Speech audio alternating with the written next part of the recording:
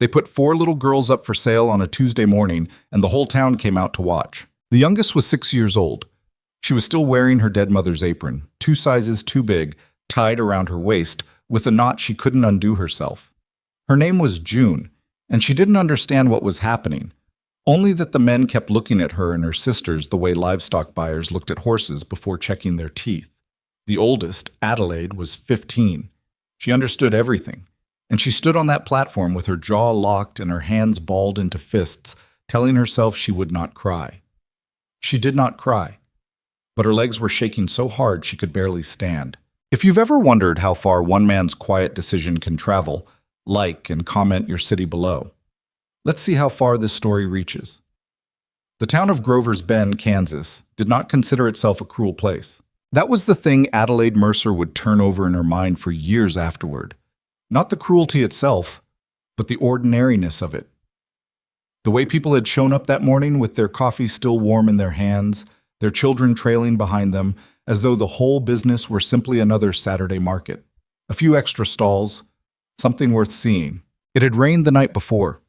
The main street was a brown soup of mud and horse dung and straw, and the wooden platform outside the county office had soaked up the wet until the boards swelled and groaned under every footstep. Adelaide could feel the give of it beneath her shoes. Cheap shoes, the soles thinning out, water already wicking up through the leather and into her stockings. She had worn these same shoes for 14 months. She had worn them the day her mother was buried, and the day her father's coffin followed 6 weeks later, and every miserable day in between. She was 15 years old, and she was standing on a public auction platform in front of 40 strangers, and she was trying very hard to hold herself together. Behind her, Violet had her arms around Hazel, who was crying so quietly it barely made a sound. Just the occasional wet hitch of breath, face pressed into her older sister's shoulder. Violet was 12, and trying to act 12 years older than that, jaw set, eyes scanning the crowd with the wary, calculating expression of a girl who had learned too fast that the world was not inclined toward kindness. Hazel was 9 and had stopped believing in fairness around the same time their father started coughing blood. And June was 6 and had fallen asleep standing up, leaning against Adelaide's side, one small fist twisted into the fabric of her coat. Adelaide did not move. She stood still and let her sister sleep against her and watched the crowd. She recognized some of them. That was the worst part. Mr. Fenwick from the dry goods store, who used to slip her a piece of penny candy when her mother brought her in as a little girl. The Holloway brothers, who worked the cattle pens at the edge of town and smelled permanently of hide and smoke. 2 women near the back whose names she didn't know, but whose faces she'd seen at the post office. Ordinary faces. Women with their own daughters somewhere at home. And they were standing here watching 4 children get auctioned off like a set of mismatched chairs. At the front of the platform stood Doyle Mercer, their mother's brother, the man who had collected them from the county house 3 months ago with the air of someone performing an unpleasant but necessary duty, and who had proceeded to feed them irregularly, ignore them completely, and then, at some point in the last 6 weeks, lose their inheritance. Every cent their father had put away, the deed to the small plot of land outside town, everything, across a card table at the saloon on Burnett Street. Doyle was not a violent man. That was what made him so hard to hate cleanly. He hadn't beaten them or screamed at them or done any of the specific terrible things Adelaide had braced herself for when he first arrived.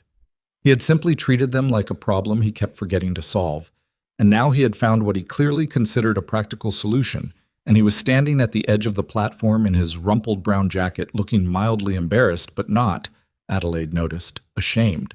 There was a difference. She had learned to tell them apart. "Right then," said the county agent, a man named Purvis with a red face and a clipboard he kept consulting as though the information on it kept changing. "We've got 4 female children here, orphaned, no legal guardian on record as of—" He checked the clipboard.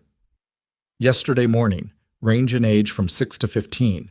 Now, it's the county's preference to keep them together if at all possible, so we're starting with a group offer, and if nobody takes the lot, we'll go individual. Mr. Mercer, as the relinquishing party, you've set a floor of 200, Doyle said. 200 for the 4 of them, Purvis repeated, without any particular inflection, as though he were announcing the price of flour. Violet made a sound beside Adelaide, a small, sharp sound, quickly swallowed. Adelaide reached back and found her sister's hand without looking. The crowd shifted. Adelaide watched them work through it. The mental arithmetic, the practical assessments. She was old enough to understand what they were calculating. A 15-year-old girl was strong enough for full domestic work, maybe field work in a pinch.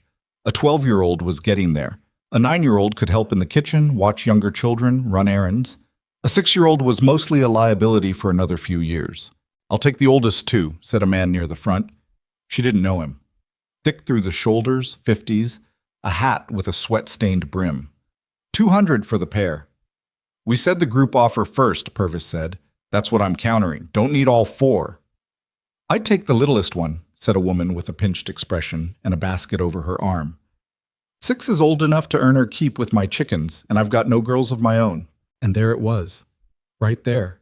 The thing Adelaide had been dreading. The casual, practical way they talked about separating them, as though the 4 of them were simply inconvenient, as though June and Hazel could be parceled out to whoever had the most use for a small pair of hands, as though 15 years of sisters, of sleeping in the same bed and sharing the same cold and knowing each other's nightmares, could be sorted out by a man with a clipboard and a floor price. June stirred against her side. "Addie," she murmured, still half asleep, "are we going home?" Adelaide put her arm around her and said, "Shh, stay close." The bidding had devolved into something messy and overlapping, 3 or 4 voices arguing about how to divide them up, Purvis struggling to maintain any kind of order, Doyle Mercer examining the toes of his boots with profound interest. A man in a good coat was arguing that taking all 4 was impractical. The woman with the pinched expression had raised her offer for June to $25 and was beginning to sound impatient. One of the Holloway brothers thought he could use the oldest 2 for kitchen work, and the middle one for something he didn't finish specifying. Violet leaned close to Adelaide's ear. Her voice was very quiet and very steady. "I'm not going with the Holloways." "You're not going anywhere without me," Adelaide said. "I promise." She did not know how she was going to keep that promise. She made it anyway. $40 for the youngest one, and I'll go as high as 60, the woman with the basket was saying. "That seems low, Margaret," someone called from the crowd. "A 6-year-old isn't worth more than $60 to anybody with any sense," Margaret said flatly. And June, who was now fully awake and had pieced together enough of the conversation to understand that the woman was talking about her, pressed herself harder against Adelaide's side and said nothing, which was somehow worse than crying. "How much is she worth to you?" The question came from the back of the crowd. A single voice, not raised, not competing, just landing in the middle of all the noise like a stone dropped into a pond. People moved. Not dramatically, not all at once, but enough to open a path, and Adelaide looked. He was standing near the back, a little apart from the others, and he did not look like a wealthy man or a powerful one, or anyone who should have been able to stop the entire proceedings by saying 8 quiet words. He was maybe 40, or somewhere near it, with a face that had seen too much weather and too much else besides. There was a scar that ran from his left jawline toward his ear, old and pale now, and his eyes were gray-green and serious in a way that didn't feel like performance. He was wearing a coat that had been good once, maybe 5 years ago. He had the hands of someone who used them. "I'm sorry?" Purvis said. "I asked the girl how much she's worth to you," the man said, and he was looking at Adelaide when he said it, not at the other bidders, not at Purvis, at her. Not to this man, not to the county, to you. The silence that followed was strange. Adelaide felt it press against her chest like a hand. She didn't answer. She didn't know what kind of trap this was yet. The man looked away from her then and addressed Purvis. "What's the number to close it? All 4, together, no separation." "We'd accept $350 for the lot, though, as I said, if no one—" "400, the man said.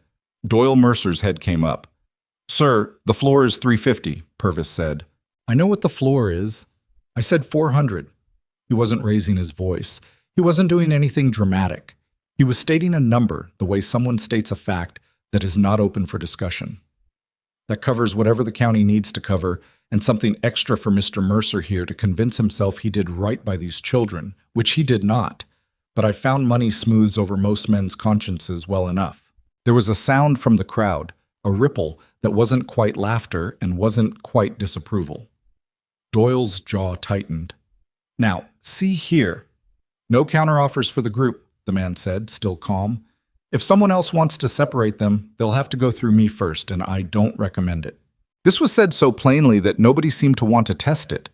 The man with the thick shoulders had a second look at the newcomer and found something in that second look that apparently satisfied him it wasn't worth pursuing. Margaret with the basket pressed her lips together and said nothing. Purvis, visibly grateful for any resolution to what had become a disorganized mess, shuffled his papers. 400 for the group to... He looked up. Your name, sir? Hale. Gideon Hale. To Mr. Gideon Hale. Right then. That's... He made a mark on his clipboard.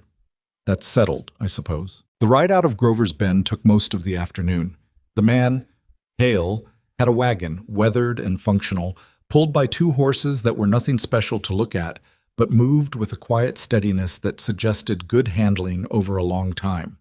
He had helped them up onto the wagon bed without comment, and without touching any of them beyond offering a hand, which Adelaide took only because the step was high and she had June in her arms. She sat in the back with her sisters grouped around her and watched him drive.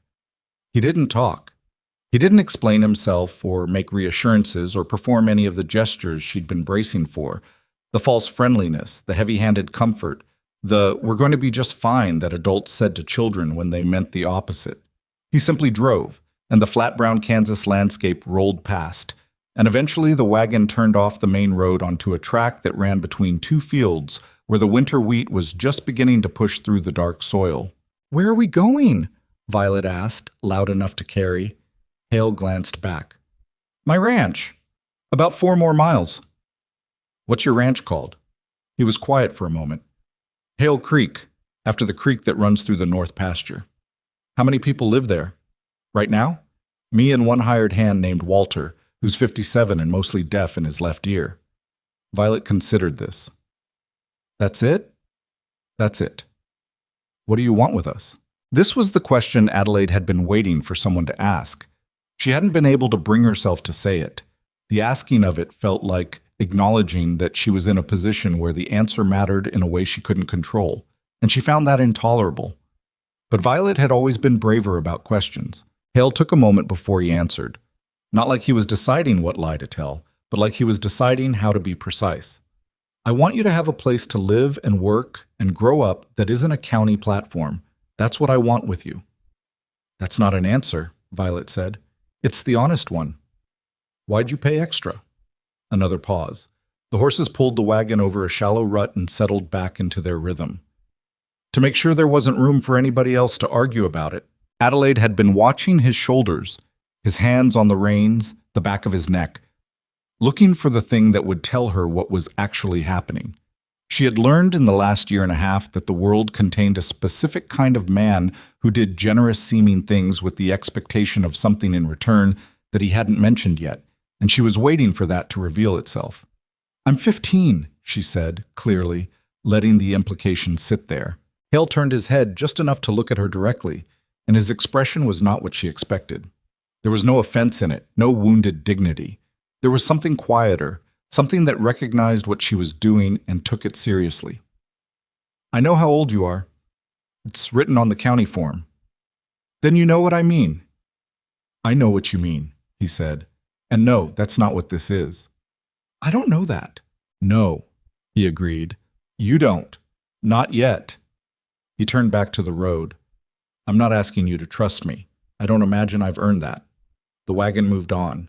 Behind her, Hazel had fallen asleep against Violet's shoulder, worn out from crying. June was sitting up very straight, watching the passing fields with enormous dark eyes, taking inventory of this new world she'd been delivered into. After a while, June said, "Do you have any horses at your ranch?" "Not for the wagon. Just for horses?" "4," Hale said.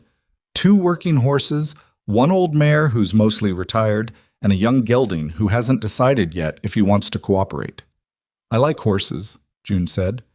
"Good," said Hale, "because they need looking after." The ranch came into view around a bend in the track, and Adelaide's first thought was that it was smaller than she'd imagined, and her second thought was that it was harder working than she'd imagined, which was not the same as smaller. The main house was a single-story wood frame building, painted once and not recently, with a covered porch that ran along the front and a chimney that was clearly in regular use. Behind it, a barn, a separate storage structure, a chicken run, a split-rail fence enclosing a paddock where one of the horses, the cooperative one presumably, lifted its head to watch them arrive. A kitchen garden showing the first stubborn green of spring on the south side of the house. A well with a good wooden cover. It was not beautiful. It was not ugly either. It was a place where work was being done continuously, and the work was winning, barely. Walter, the hired hand, came out of the barn when the wagon pulled up. A lean, weathered man with a white mustache and the squinting expression of someone always bracing against wind. He looked at the 4 girls in the wagon bed with no particular surprise, and then at Hale with a look that might have been resignation. 4 of 'em, Walter said. 4, Hale confirmed, climbing down from the wagon. You said 2, maybe 3. I know what I said. Walter absorbed this. Well, he said, and let the word carry several meanings it wasn't big enough for, and went back into the barn. Hale turned to the girls. Adelaide had climbed down on her own and lifted June out after her. Violet and Hazel were already on the ground, looking at the ranch with the careful, measuring expressions of children who have learned not to make up their minds too fast about a new place. I'll show you the house, Hale said. Then I'll explain how things work here.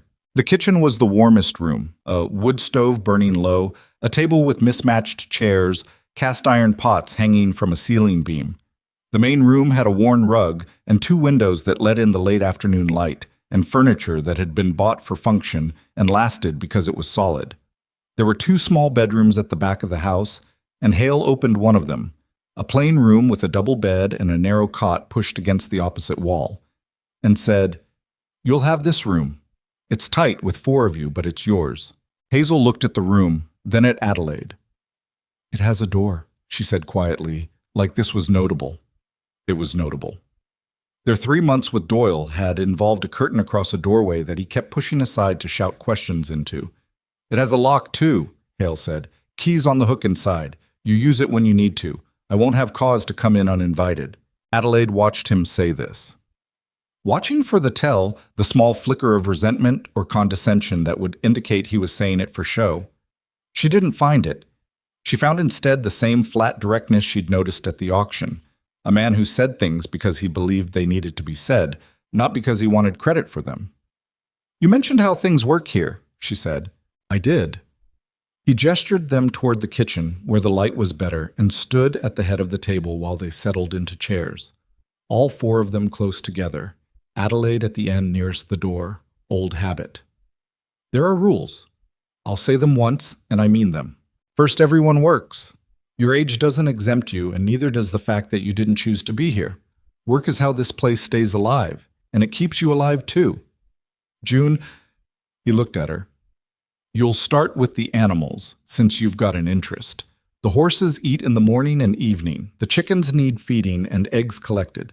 Hazel, you'll help with the kitchen and the garden as the weather opens up. Violet and Adelaide, you'll train alongside me and Walter on the main ranch work. Fencing, the cattle, whatever needs doing. You'll all get instruction. You'll all make mistakes. That's expected. You said we'd study, Violet said carefully. I did say that.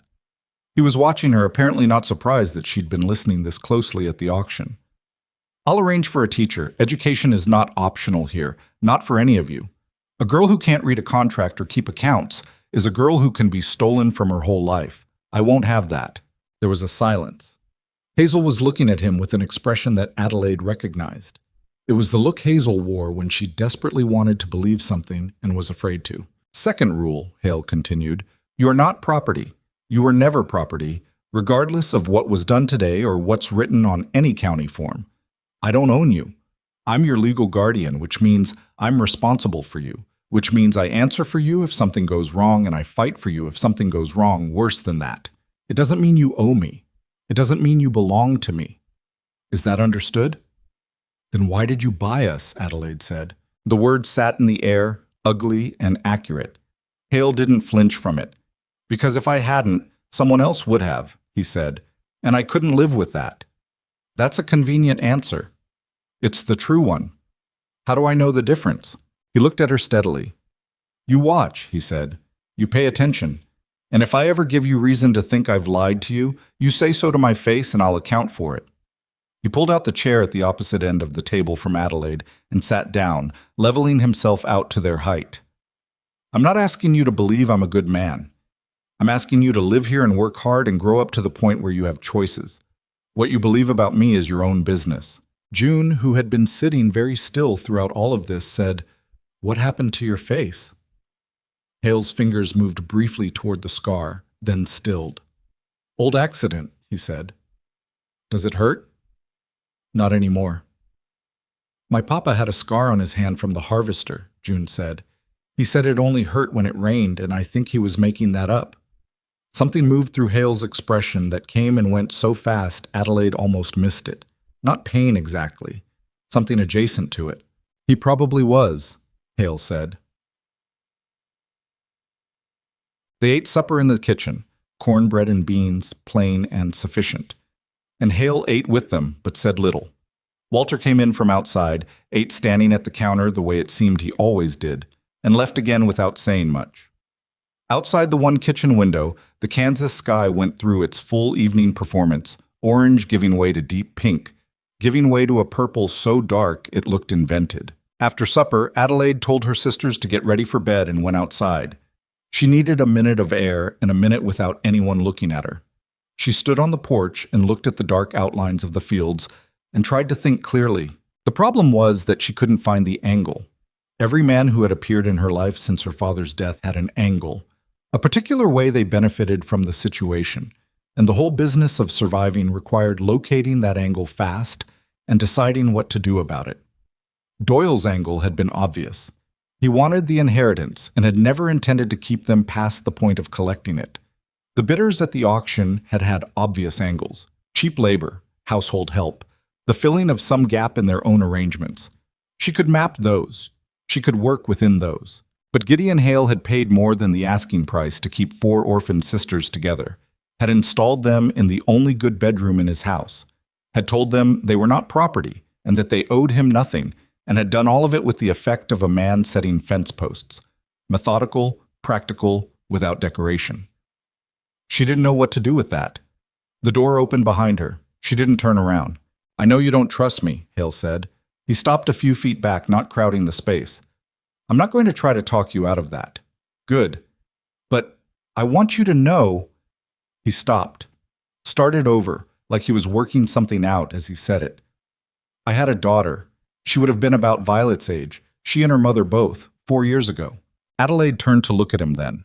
He was looking out at the dark fields, not at her, and his face was doing the thing faces do when someone says something they have had to learn to say without breaking.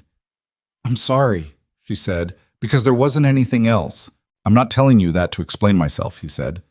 "I'm not telling you so you'll feel sorry for me or trust me more. I'm telling you because—" Another pause. "Because you deserve to know what kind of person is standing in front of you. Not a saint, not a savior, just a man who's been alone a long time and saw something today he couldn't walk away from."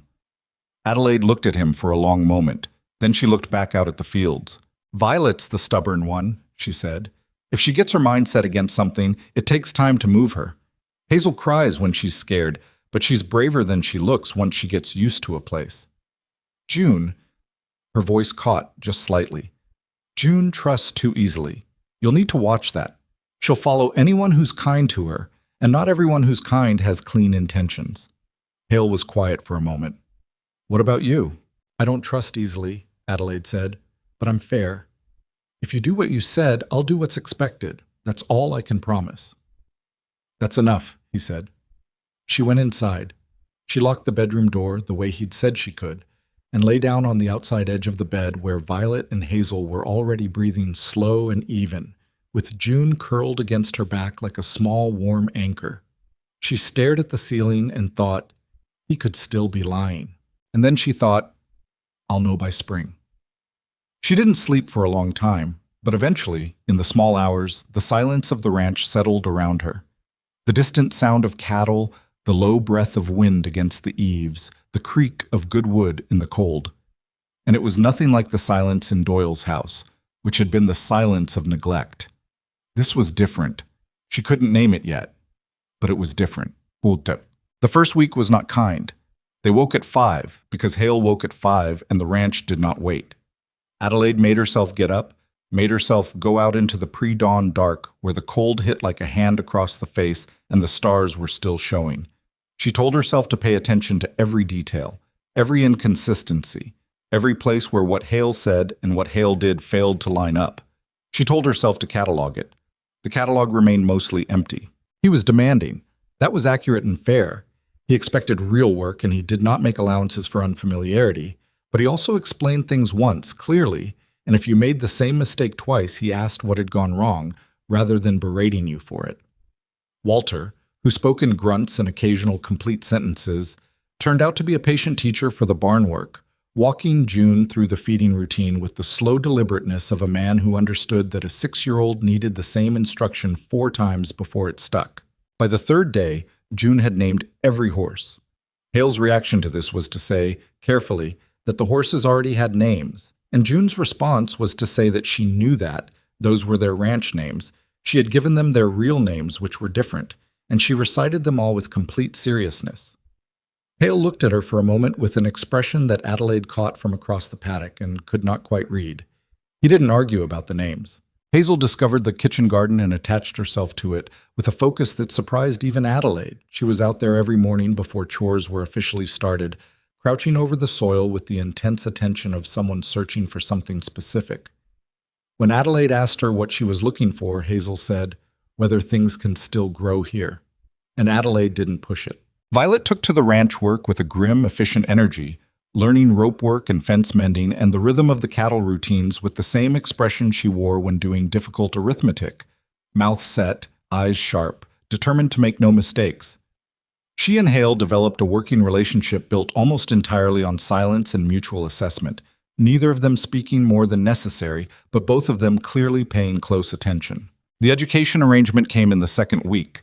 A woman named Eleanor Ashcroft arrived on a Thursday afternoon, rode in on her own horse, sat up straight, hat pinned precisely, and she shook hands with Hale on the porch like they were conducting business, which Adelaide gathered they were.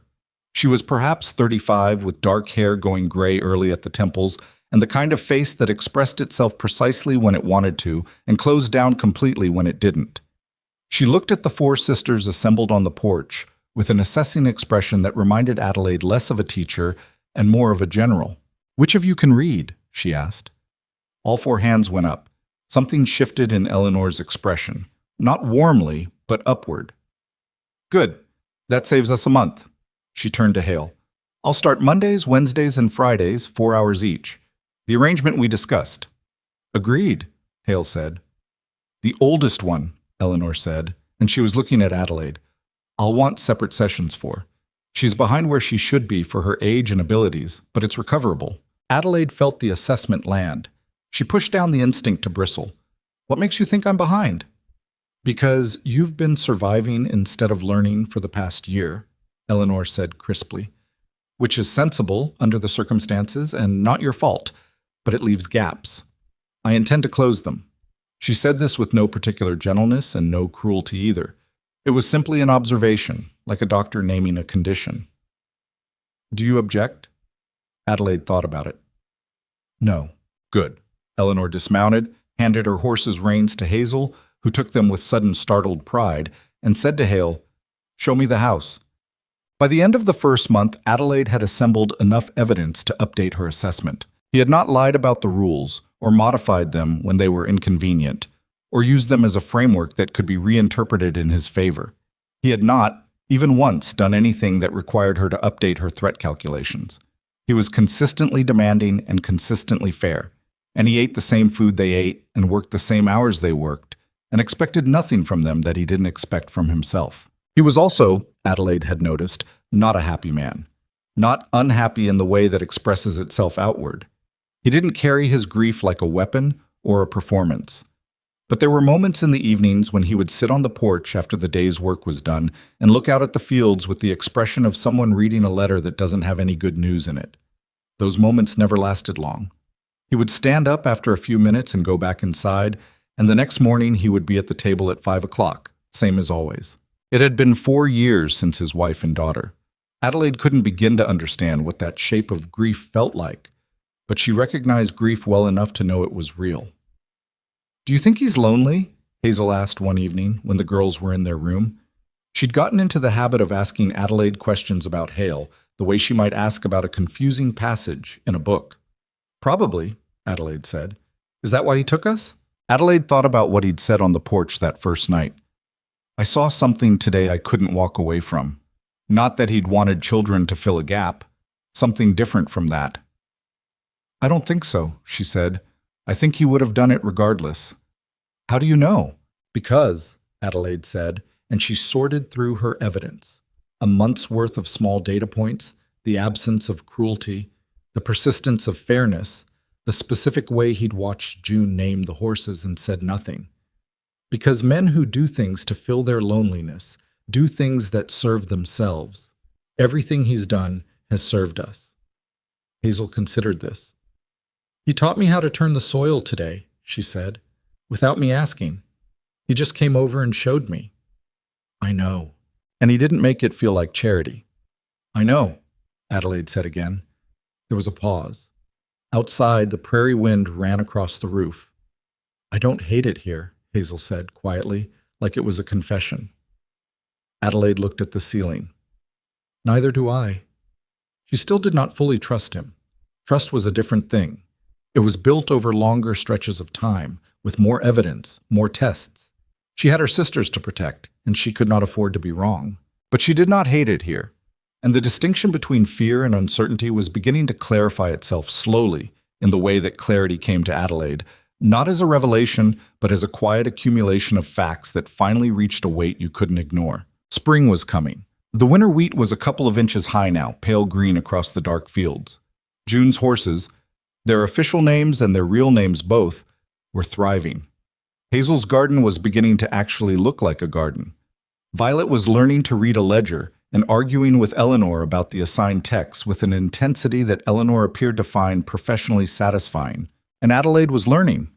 That was the thing she hadn't expected to feel anything about, but did. Eleanor Ashcroft was the most demanding teacher she had ever encountered, which was not saying much given that Adelaide's formal schooling had ended at 13, but Eleanor seemed to understand this and treat it as a problem to be solved at speed. She set Adelaide problems in arithmetic, and then business arithmetic, and then the reading of contracts and ledgers. She made her write letters, and then tear them up and rewrite them until they said exactly what they meant. She was not encouraging in any warm sense. She would say better when something was better, and that's still wrong when it was wrong, and think again when Adelaide was close but hadn't quite arrived. 3 weeks in, Adelaide solved a complex accounting problem that Eleanor had apparently used as a benchmark for students twice her age, and Eleanor looked at the page for a long moment and then said, "You have a head for this.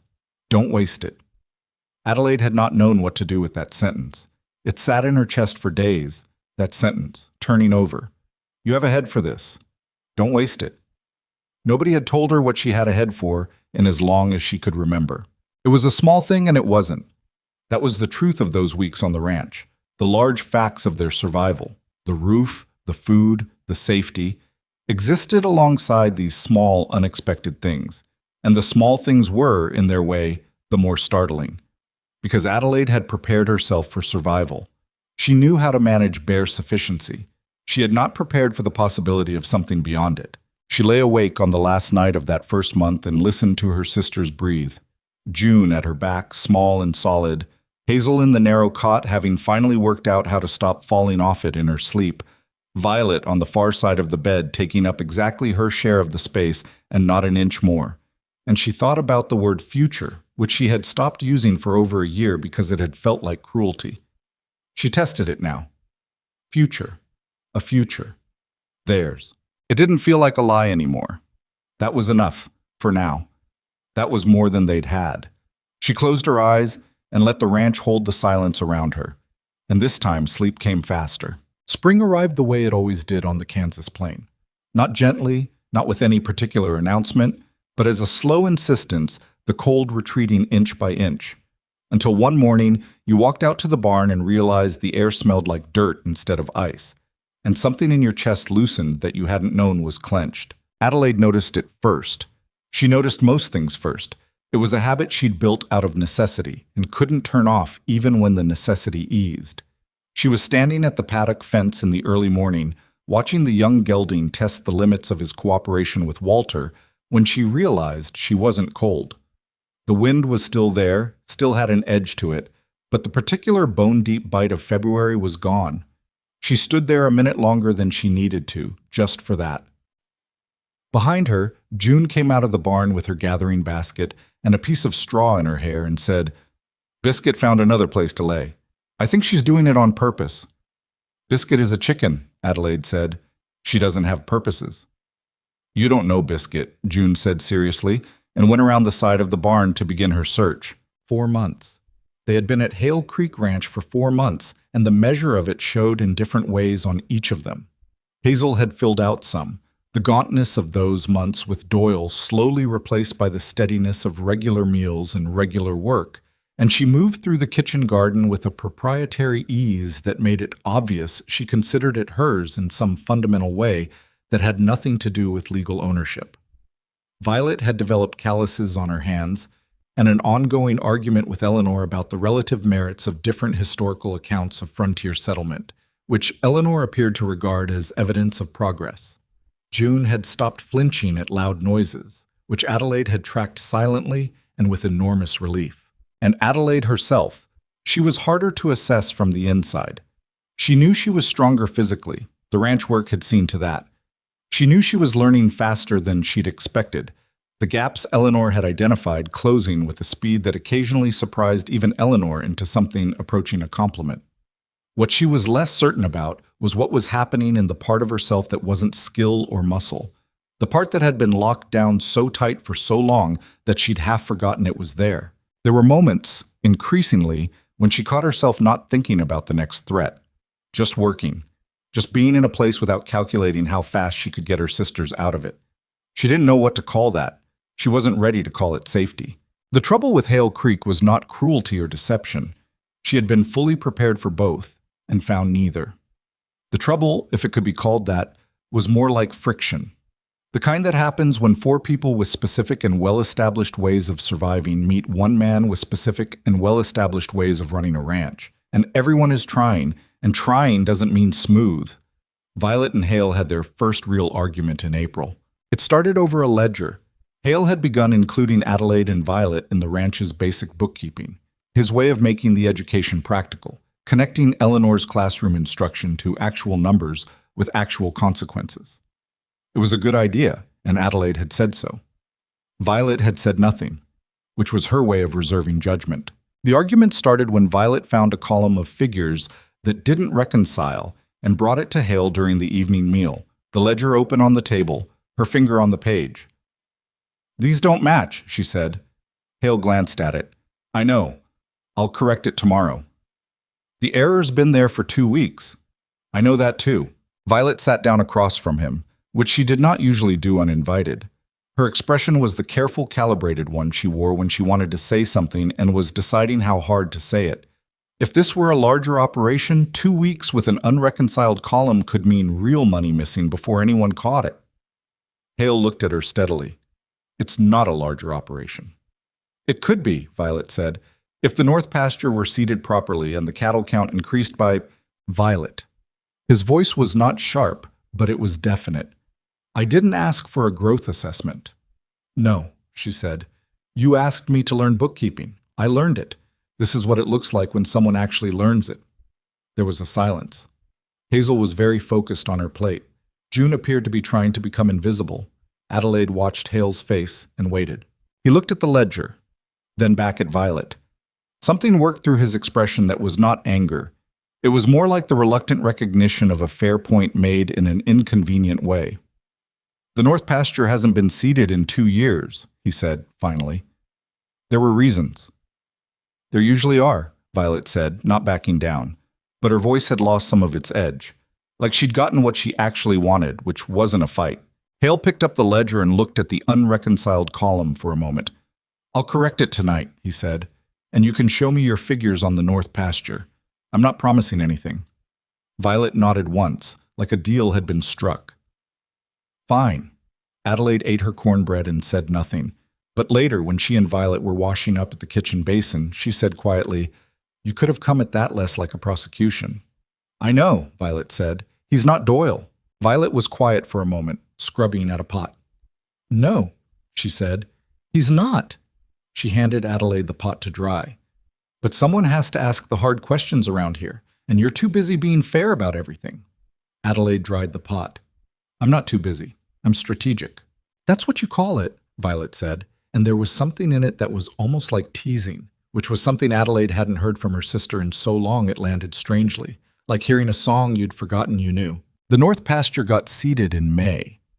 Hale brought it up himself 3 days after the argument, spreading Violet's figures on the table and working through them with a thoroughness that made it clear he'd been thinking about it since she'd put them in front of him. He asked questions. Violet answered them. Walter contributed 2 opinions and a concern about drainage, and by the end of it there was a plan, and the plan was Violet's, shaped into something workable by Hale's experience. Adelaide watched this and filed it. Eleanor, for her part, was becoming something that Adelaide hadn't fully anticipated. Necessary. Not comfortable. Eleanor was not a comfortable person and seemed to have no interest in becoming one, but necessary in the way a particular tool becomes necessary once you understand what it does. She pushed the girls with the specific, targeted pressure of someone who had assessed each one accurately and decided the assessment called for different approaches. With Hazel, she was patient in a way that wasn't soft.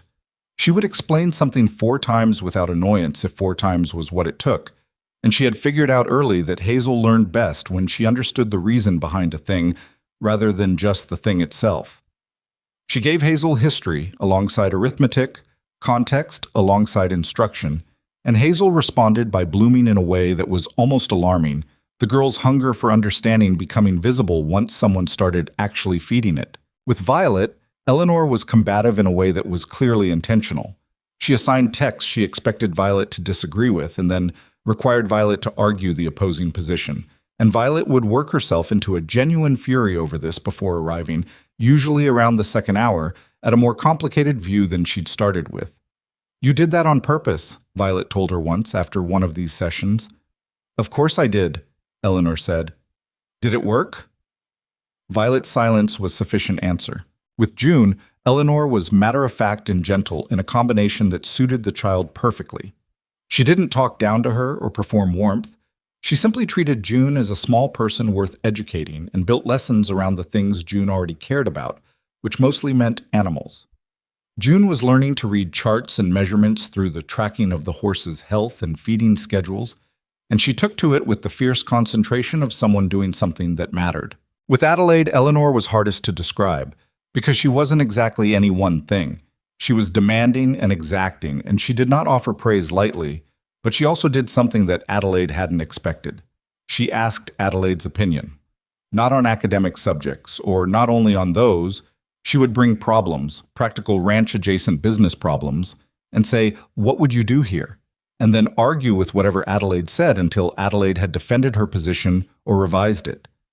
It felt less like instruction and more like sharpening, and Adelaide found herself arriving at those sessions with something she reluctantly identified as anticipation. One Wednesday afternoon in early May, Eleanor sat across from Adelaide at the kitchen table with a contract spread between them, a real one of Hale's older supply agreements that he'd given Eleanor to use as instructional material, and said, "Find the problem." Adelaide read it, once, then again. "The penalty clause," she said. "It's written to apply to both parties on the surface, but the conditions that trigger it on his side are much harder to meet than the conditions that trigger it on the supplier's side. In practice, it only penalizes him." Eleanor looked at her. "How long did that take you?" 2 readings. "It took me 3 when I first saw a clause like this. I was 22. She closed the contract. "Do you understand why that matters?" "Because contracts like this get signed every day by people who can't read them this way," Adelaide said. "Because contracts like this get signed by people who were never taught that they need to," Eleanor corrected, and the distinction was precise enough that Adelaide felt it. "There is a difference. One is about reading. The other is about what you were told you deserved to know." Adelaide sat with that for a moment. Outside, she could hear June talking to the horses in that one-sided conversational way she had, her voice rising and falling in the afternoon air. "Why are you doing this?" Adelaide asked. It wasn't the first time she'd wondered. "Not the teaching. I understand the arrangement, but the way you do it. Like, it matters beyond just filling the hours." Eleanor was quiet for a moment, straightening the contract into a precise rectangle. "I had a teacher who did it this way," she said. "When I was about Violet's age, I was considered a poor prospect by everyone else." She said this without self-pity, simply as a recorded fact. She disagreed with the assessment. She stood up and picked up her papers. That's sufficient reason. It wasn't everything, Adelaide knew, but it was real, and Eleanor didn't offer things that weren't real, so she took it. Hale himself remained the hardest figure to fully read, which Adelaide had accepted as probably permanent. He was consistent. She could say that with certainty after 4 months. Consistently demanding, consistently fair, consistently present in the way that mattered. When something broke, he fixed it. When someone was struggling, he noticed and adjusted. When Walter's back gave out for a week, he absorbed the extra work without complaint and without making anyone feel the weight of it. He was also, Adelaide had observed, quietly paying attention to each of them in specific ways. He had noticed that Hazel sometimes went out to the garden before dawn when she was anxious and couldn't sleep, and had started leaving a lantern on the hook by the back door without mentioning it. He had noticed that Violet needed to argue sometimes just to get her thinking straight, and had developed a tolerance for being disagreed with that Walter loudly considered saintly. He had noticed that June needed to feel useful rather than cared for, and consistently framed her animal duties as things the ranch required of her, rather than things he was doing for her benefit. What he had not done, and this was the thing Adelaide tracked most carefully, was ask for anything in return. Not gratitude, not deference, not warmth. The transactions between them were clear: work for shelter and education, honesty for honesty, fairness for fairness. Nothing was hidden in the fine print. She was sitting with him on the porch one evening in late May, both of them finishing the day's last task of checking accounts before the light went entirely, when he said, without preamble, "Adelaide, you've been watching me since the day I brought you here like you expect me to do something wrong." She looked up from the ledger. "Yes?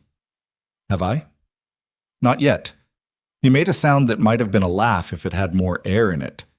"Do you think you'll stop at some point?" "I don't know," she said honestly. "I think the watching is just part of how I work. I don't know how to turn it off." He was quiet for a moment. "I'm not asking you to. I'm just noting it." "Why?" He looked out at the field where the north pasture was showing the first faint lines of new green from Violet's seeding plan. "Because it's a useful skill," he said, "as long as you don't let it use you up." Adelaide thought about that for a while. "What do you mean?"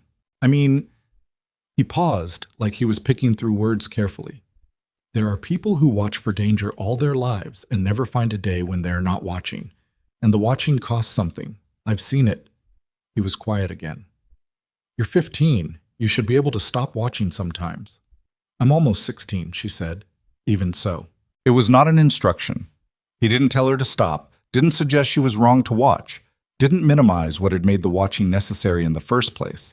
He just said it was costing something, which she already knew, which was different from having someone else see it and say it plainly. She didn't have an answer. She went back to the ledger. But later that night, lying in the dark with her sisters sleeping around her, she thought about it in the way she thought about the things she wasn't ready to think about fully. Briefly, carefully, from a slight distance. Like checking how hot something is before you decide whether to touch it. There was an afternoon in June that she would remember much later as a marker, though it didn't announce itself as one. Hazel had planted a section of the kitchen garden with tomatoes in April, not because anyone told her to, but because she'd found the seeds in a tin in the pantry and decided, on her own authority, that the space on the south side of the garden was right for them. They had been slow coming. She'd checked them every day and reported on their progress at meals with a precision that made Hale eventually start asking follow-up questions just to hear what she'd say. That afternoon, Hazel came to find Adelaide, who was mending a section of paddock fence. "They're coming," Hazel said. "What?" "The tomatoes." She was trying to hold her expression neutral and not quite managing it. "There are 3 coming up, small ones, but they're real." Adelaide put down the fencing tool. She looked at her sister's face, 9 years old, slightly dirty, sunburned across the nose, barely containing whatever this was that she was feeling. "Come show me," Adelaide said. They went together to the south side of the garden, and Hazel crouched down and pointed at 3 small green shapes pushing up through the soil, improbable and definite. Adelaide crouched beside her. The tomatoes were small and unremarkable in the way that new things are before they've had time to become themselves. "I wasn't sure they'd come," Hazel said quietly. "I know. I kept thinking the soil wasn't right, or I'd planted them wrong, or—" "But they came," Adelaide said. Hazel nodded. She put one finger very gently near one of the plants without touching it, just close. "They came," she repeated. Adelaide sat back on her heels and looked at the 3 small green shoots and thought about 4 months ago, a platform in Grover's Bend, cold shoes, her sister's face pressed into Violet's shoulder. She thought about the lantern on the hook by the back door that Hale had left without saying anything. She thought about the contract with the hidden penalty clause and what it meant that she could read it now. She thought about June's voice floating out from the paddock in the afternoons, talking to animals who had official names and real names both. "Hazel," she said. "What?" Adelaide looked at the tomatoes. "Think we're going to be okay." Hazel was quiet for a second. "You never say things like that." "I know." Adelaide stood up, brushing dirt from her knees. "Don't make a thing of it." Hazel stood up too, smiling with her whole face in the way she'd mostly stopped doing for the past 1.5 years. She did not make a thing of it. But she did reach over and grab Adelaide's hand for a moment, hard, the way you grab something you're glad is still there. Then she let go and went back to check on her tomatoes, and Adelaide went back to the fence, and the afternoon continued the way afternoons do. Ordinarily, relentlessly, the light moving across the Kansas sky, while 4 sisters and 1 quietly watchful man went about the business of making a place into a home, imperfectly, with friction and argument and small discoveries and the slow accumulation of days that were not perfect, but were, increasingly, theirs. That was the summer Gideon Hale finally seeded the North Pasture, and Violet got her first letter published in a county paper under a name that was entirely her own, and June saved the old retired mare from a fever that Walter had privately given up on, sitting up 2 nights straight with compresses and the focused, fierce attention of a child who had decided this was not acceptable. It was the summer. None of them said the word family out loud because saying it felt like tempting something, but they all knew what they were making in their different ways, in the hard and ordinary accumulation of days. They knew what the word was for what was happening between them on that remote, imperfect, increasingly green stretch of Kansas ground. They just weren't ready to say it yet. Not quite. The letter arrived on a Thursday in late August, and Adelaide knew it was bad before she opened it. It wasn't instinct exactly. It was the envelope itself. County seal, formal ink, the kind of careful handwriting that meant someone had been paid to produce it. She'd seen enough official documents in the past year to know that this category of paper rarely contained good news for people in their position. She was standing at the kitchen table when Hale came in from the barn. He looked at the envelope in her hand and at her face and said, "What is it?" "I don't know yet." She broke the seal. She read it once, fast, the way she read things when she was afraid of them, just to get the shape of the damage. Then she read it again slowly, making herself absorb each sentence. Hale waited. He'd learned when to wait. "It's from the county court," Adelaide said. "Doyle filed a lawsuit." She set the letter on the table, smoothing it flat with her palm.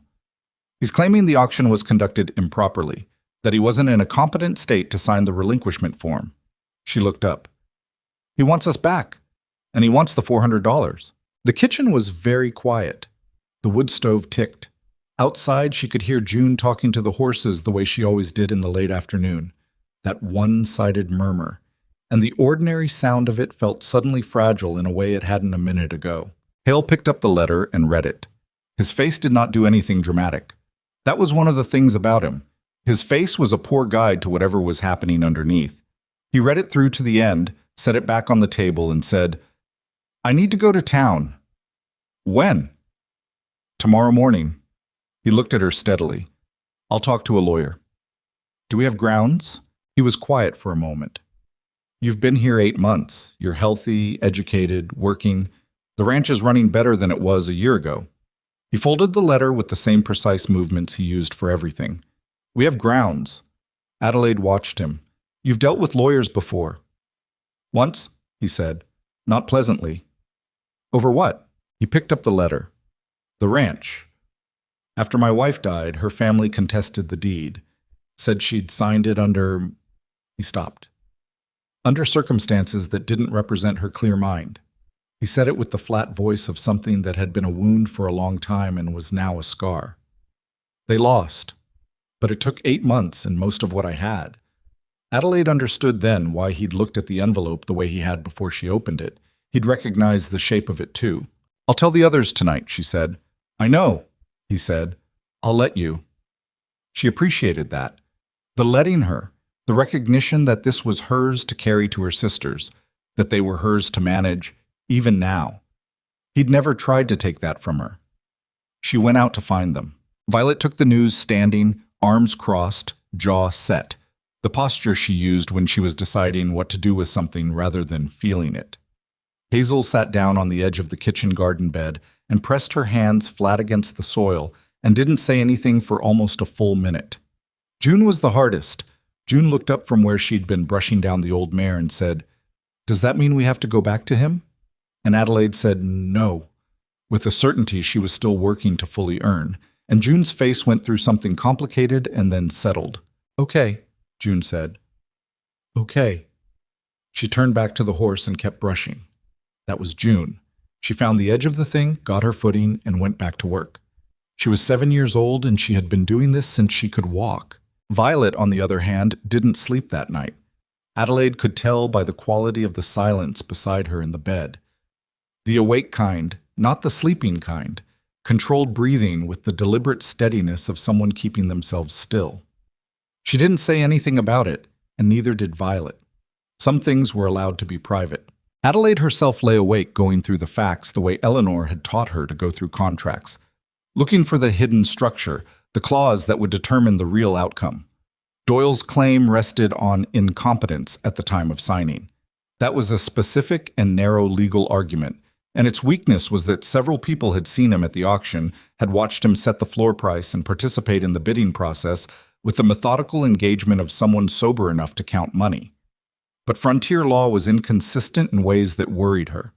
A blood relative's claim carried weight that wasn't always rational. And Doyle, whatever else he was smart enough to have found a lawyer willing to make the argument. In the morning, Hale rode to town. He came back in the late afternoon with a lawyer named Fenwick. Not the man from the dry goods store, a different one. This Fenwick being a small, spare man with an organized mind and the habit of asking clarifying questions in quick sequence. He sat at the kitchen table with Hale and Adelaide. Hale had asked Adelaide to be there, which she'd noted, and spread the letter out between them. "The incompetence claim is thin," Fenwick said, "but thin doesn't mean nothing, not in this county. Judge Harlan takes a particular view of blood relative rights that I would describe as traditionalist." "Meaning," Adelaide said. Fenwick looked at her with the mild surprise of someone not expecting a direct question from a 16-year-old girl. He adjusted. "Meaning he defaults to family over legal arrangement when the evidence is ambiguous. He's overturned guardianships before on weaker grounds than this." "Then we make sure the evidence isn't ambiguous," Adelaide said. "That's the approach, yes." He looked at Hale. "I'll need documentation.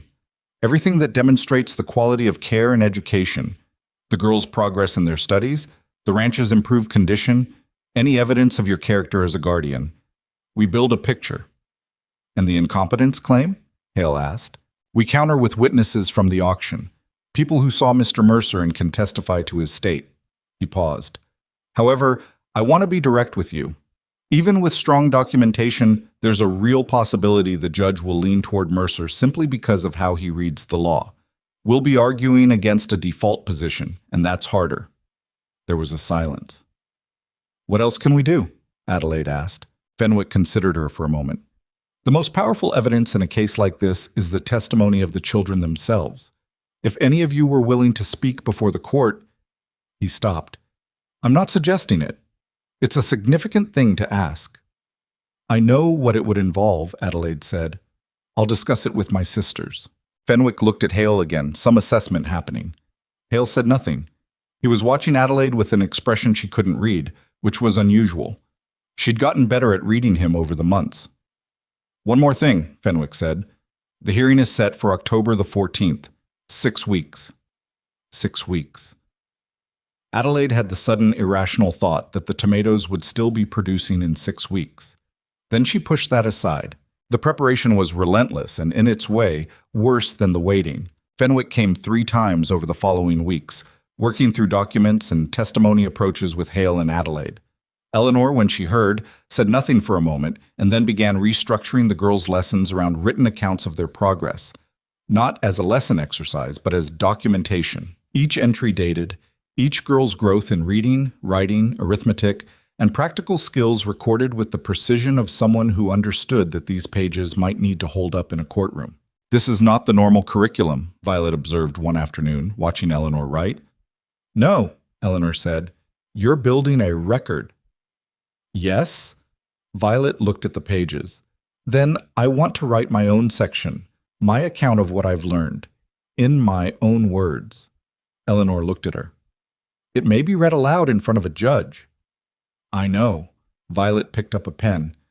That's why I want to write it myself. Eleanor slid a clean sheet toward her without another word. Adelaide had the harder conversation with the younger two. Hazel she sat with in the garden one evening in the particular light of early September when everything goes gold and long, and she explained what testifying would mean. The room, the judge, the presence of Doyle, the need to say clearly and truly the things that had happened in those 3 months they'd spent in his care. Hazel listened with her hands in her lap. I remember everything, she said quietly, from when we were with him. I know, all of it. She pulled a piece of dried grass from the ground and turned it between her fingers. I remember being hungry. Not terrible hungry, but the kind where you go to bed and your stomach keeps you up. I remember that he went through Mama's jewelry box, and I didn't say anything because I was afraid. She stopped. I remember the night he lost the land deed. He came home and he looked at us, and I could see him calculating something, and I was so scared I couldn't breathe. Adelaide didn't say anything. She just sat beside her. If I have to say all of that in a room in front of people, Hazel said, I'll do it. I don't want to, but I'll do it. Adelaide put her arm around her sister's shoulders. Only if you want to. That's the only condition. I want to, Hazel said. Because if we don't say it, he gets to keep his version of what happened. And his version is a lie. That was Hazel, the one who cried when she was scared, and then, once she'd finished crying, made the bravest decision in the room. June was a different conversation. June was 7, and Adelaide sat with her in the barn, the old mare dozing in her stall nearby, and tried to explain in the most concrete terms available why a judge would need to hear from them. Is he going to make us go back? June asked. He's trying to, Adelaide said. We're trying to stop him. Because Gideon is better. Adelaide considered how to answer this. Because we're doing well here. Because we're learning things and working and growing up in a way that's real. And we need to tell someone in charge that so they understand it. June stroked the mare's nose. Can I tell the judge about the mare? About how I fixed her when she was sick? Yes, Adelaide said. That's exactly the kind of thing. June nodded seriously. I'll practice what to say. She paused. Doyle never even asked what her name was. He didn't ask any of our names for 2 weeks. The mare shifted softly in her stall. Adelaide sat with that sentence for a moment. You can say that too, she said. The hardest night came in late September, 3 weeks before the hearing.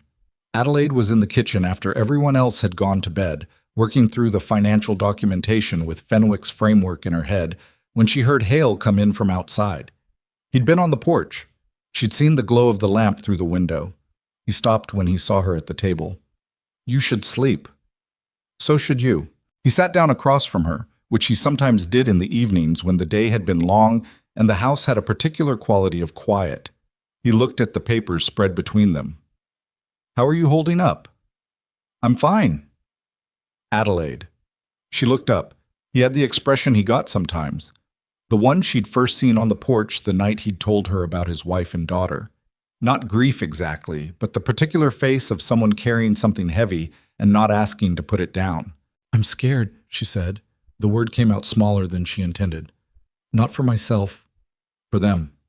If we lose, we're not going to lose. You don't know that? No, he said. I don't.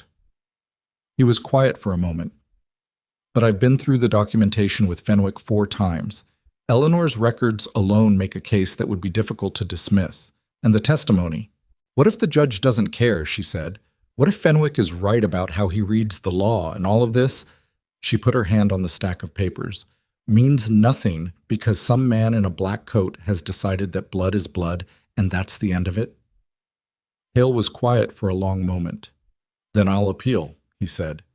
Every court there is. I'll take it to the territorial level if I have to. That could take years. I know. You'd spend that money. Yes. Why? She said it without the edge she'd once put in that question, just genuinely asking. After everything it already cost you, why keep spending it on us? He looked at her steadily. Because you're worth it, all 4 of you.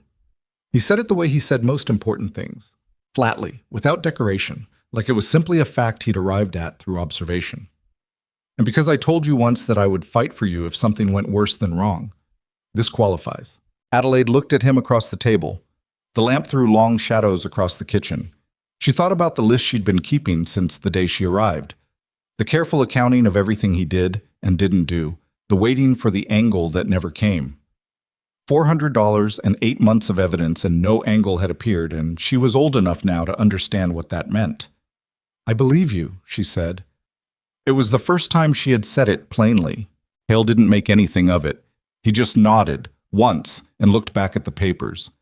Then let's make sure we don't need to test it. The week before the hearing, something shifted in the ranch's atmosphere that Adelaide noticed but couldn't fully name. Everyone was a little quieter, a little more contained.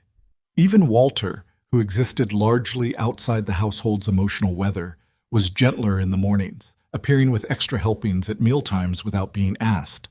The ranch had become, in 8 months, a place with its own internal life, its own particular rhythms and balances, and now all of it felt like something that could be taken away, and everyone felt that fact at once. Violet disappeared to the kitchen garden one evening and didn't come back for an hour, and when Adelaide found her, she was sitting beside Hazel's tomato plants, long past their summer peak now, gone woody and thin in the September cool, with her knees pulled up and her expression closed. Violet, I'm fine. I didn't ask. Violet was quiet for a moment. I keep thinking about that first day, she said, on the platform, that woman who wanted June for $60. Her voice was controlled. She had a basket on her arm. She was completely ordinary. She looked at a 6-year-old child and said $60, and that's the end of it. Adelaide sat down beside her in the dirt, ruining her skirt, not caring. I know. And we have to go into a room and convince a man that what happened to us mattered, that it was actually wrong. The controlled voice cracked, just slightly, at the edges. As if it's not obvious. It should be obvious, Adelaide agreed. It's not always obvious to the people with the power to decide it. Violet pressed her lips together. What if I can't? What if I'm in that room and I lose it? What if I stand up there and Then you lose it, Adelaide said simply. And then you keep talking anyway. Violet looked at her. You're the one who told me someone has to ask the hard questions, Adelaide said. This is a harder question than any of the others. And you're the one who insisted on writing your own testimony, so you already know you can do it. Something in Violet's face settled. Not resolved. She was still scared, Adelaide could see that clearly. But settled. You're not going to say it'll be okay, are you? Violet said. I don't know if it'll be okay, Adelaide said honestly. I know we've done everything right. I know we're going in there with the truth, which is more than Doyle has. I know we're not going alone. She paused. That's all I've got. Violet nodded slowly. She reached out and touched one of the old tomato plants. A small gesture, brief, like checking that it was still there. Then she stood up and brushed the dirt from her skirt and walked back toward the house. Adelaide sat alone in the garden for a few minutes. The sun was getting low, the September sky going that particular deep blue that came before the stars appeared. The ranch spread out around her. The barn, the paddock, the north pasture where Violet's seeding plan had turned the ground green. The kitchen window with its lamp already burning. The sound of June's voice somewhere inside, talking to someone, probably reporting on the horses. She thought about standing on a platform in Grover's Bend in January, her shoes soaking through, her sister asleep against her side, 40 strangers watching. She thought about a gray-eyed man in a worn coat asking 8 quiet words into the middle of all that noise. She thought, "We are not the same people who stood on that platform." The thought was followed immediately by a harder one, and now we have to prove it. October 14th was 9 days away. Adelaide stood up from the dirt, straightened her ruined skirt, and went inside to help with supper. The ranch held its breath. The work continued, the way it always did, because the animals still needed feeding, and the accounts still needed keeping, and the ground did not pause because the people standing on it were afraid. They were afraid, and they worked, and they prepared, and they held each other up in the specific, unspoken way that people do when they have lived close enough together, long enough to know where everyone's weak points are, and how to stand near them without being asked. 6 days before the hearing, a second letter arrived. This one from the county court, confirming the date and adding a detail that Fenwick had not mentioned. Judge Harlan had agreed to allow the children to testify directly. It was, Fenwick explained when Hale sent for him the same afternoon, unusual. It was the judge's prerogative. It meant Harlan was taking the case more seriously than a routine guardianship challenge. "Is that good?" Hazel asked when Adelaide explained it that evening. "I think so," Adelaide said. "You think so," Violet repeated. "I think so," Adelaide said again firmly, which meant, "That's the most honest answer I have, and we're going to work with it." The night before the hearing, Adelaide did not sleep at all. She lay in the dark and listened to her sister's breathing and went through everything she planned to say, word by word, the way Eleanor had taught her to prepare for a difficult argument, anticipating the counter, shoring up the gaps, finding the precise language that meant exactly what she needed it to mean and nothing it didn't. She had one thing she wanted to say above everything else, one thing she'd been working toward for weeks without quite knowing it, until it had finally assembled itself into a sentence clear enough to stand on. She rehearsed it in the dark until the words were solid. In the morning, she got up at 5, same as always. She made cornbread. She helped June with the horses. She braided Hazel's hair the way their mother used to, because Hazel had asked her to, and because some things matter for reasons that have nothing to do with the practical. Then she put on the best dress she owned, and she went to face it. The county courthouse in Grover's Bend was a 2-story brick building that smelled of wood polish and old paper. And it was the same building where, 9 months earlier, a man named Purvis had stood on the front steps and called out a floor price for 4 children. Adelaide noticed this when they arrived. She did not say it aloud, but she noticed it, and she filed it in the part of her mind that collected ironies too heavy to be useful. They arrived early, Hale's doing. He believed in arriving before the other side, which was both practical and, Adelaide suspected, something he'd learned at cost. Walter had stayed at the ranch with the animals. Eleanor had not. She was standing outside the courthouse when they pulled up, dressed in a dark blue coat Adelaide had never seen before, her hair pinned with unusual precision. She shook hands with Hale and looked at each of the girls in turn and said nothing, which was exactly the right thing. Fenwick met them inside in a narrow corridor off the main hall. He was carrying more papers than Adelaide remembered him having before, and he had the focused, slightly compressed expression of someone who had gone over the same material too many times and was hoping that was enough. "Mercer is already here," he said quietly to Hale. "He's brought a lawyer named Crossfield from the county seat. More experience than I'd like."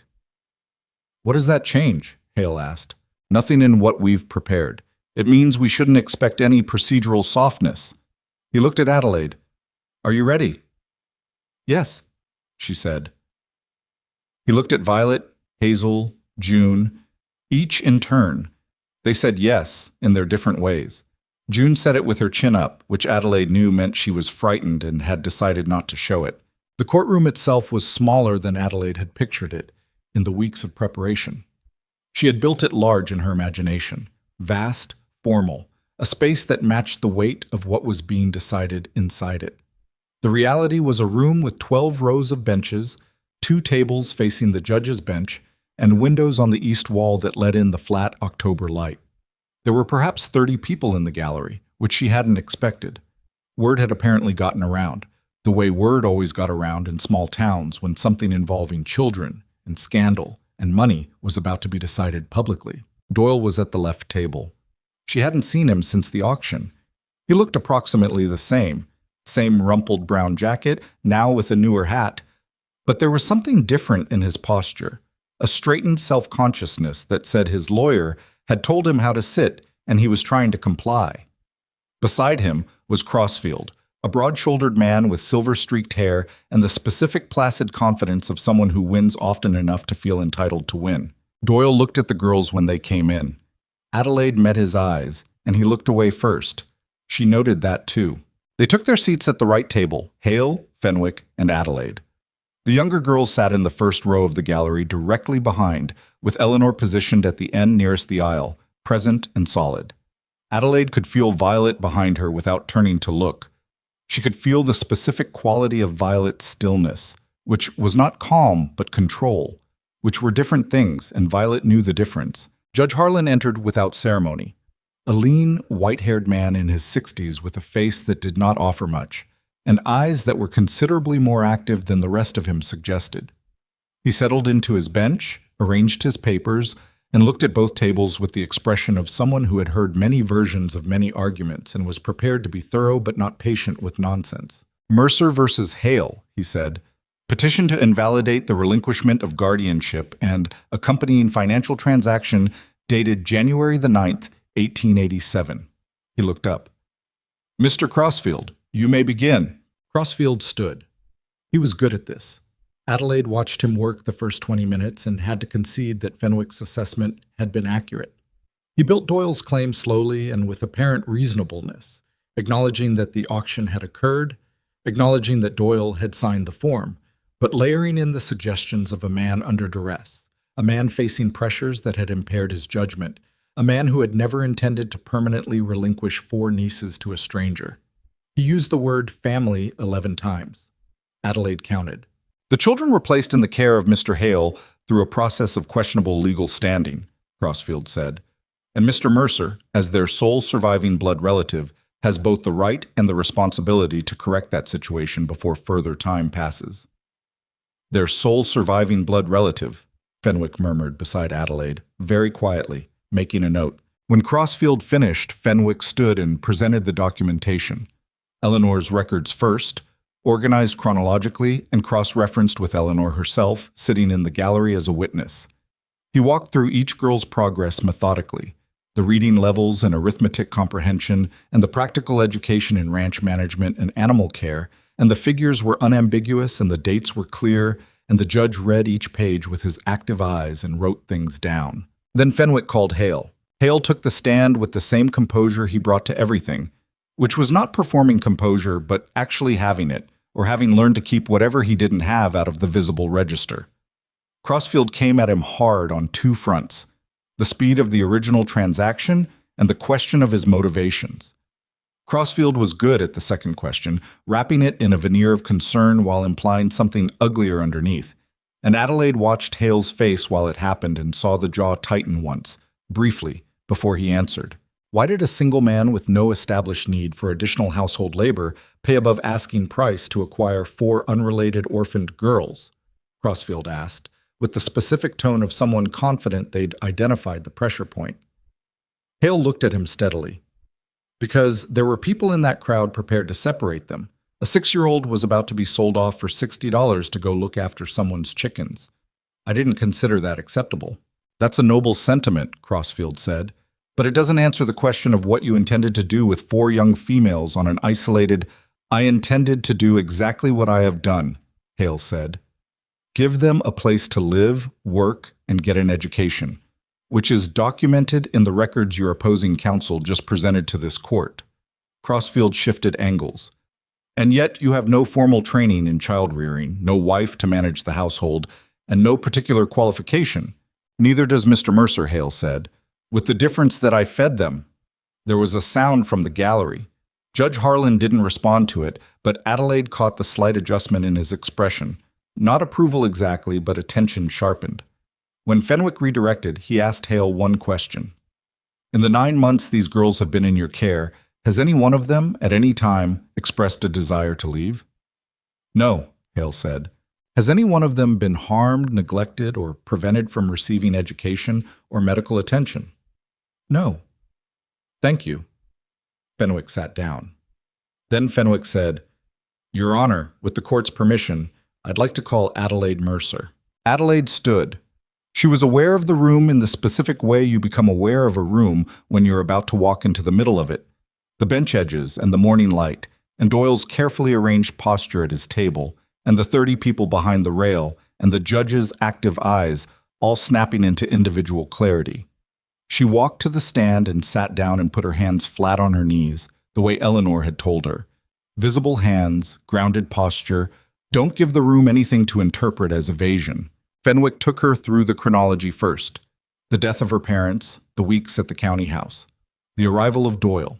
She answered in complete sentences, factually, and she kept her voice level through the parts that were hard to keep level through, because she had practiced this and because she had decided that the way to do it was to treat the facts as separate from the feelings about the facts, at least for the duration of this room. During the 3 months you and your sisters spent in Mr. Mercer's care, Fenwick said, how would you describe the conditions? Neglectful, Adelaide said, not violent. He didn't strike us or threaten us directly, but we were hungry frequently. We were given no instruction. When my sister Hazel was sick for a week in December, he did not send for a doctor. I treated her with what I could find in the house. She paused. He went through our mother's belongings and sold several items without telling us or explaining why. We found out when the items were gone.